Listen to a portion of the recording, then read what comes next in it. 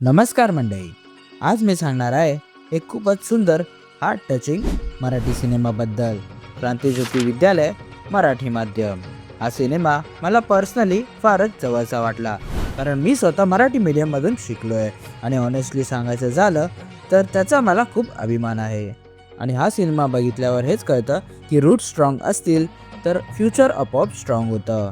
Story फिरते एका Marathi medium शाळेभोवती जी बंद पडण्याच्या मार्गावर आहे, आणि मग विद्यार्थी आणि शिक्षक एकत्र येऊन ती शाळा वाचवायचा प्रयत्न करतात.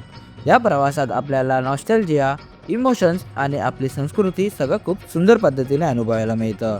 ॲक्टिंगबद्दल बोलायचं झालं तर बबनचा कॅरेक्टर जो अमय वाघने साकारला आहे तो तर एकदम धमालाच आहे. तो स्क्रीनवर आला की हसू थांबतच नाही, पण त्याचबरोबर इमोशनल टच पण छान येतो. डायरेक्टरने प्रत्येक कॅरेक्टरला प्रॉपर स्पेस दिली आहे, त्यामुळे आपण सगळ्यांशी इमोशनली कनेक्ट होतो. डायलॉग्स खूप नॅचरल वाटतात, कुठेही ओव्हर ॲक्टिंग नाही, कुठेही फोर्स नाही. माझा फायनल वर्डिक्ट असा आहे की क्रांतिज्योती विद्यालय मराठी माध्यम हा सिनेमा मराठी सिनेमासाठी एक प्राऊड मोमेंट आहे. जर तुम्हाला मिनिंगफुल सिनेमा आवडत असेल तर हा पिक्चर नक्की बघा. तर मंडळी, मराठी मातीचा सुगंध, स्ट्रॉंग परफॉर्मन्सेस आणि सुंदर संदेश सगळं एका ठिकाणी.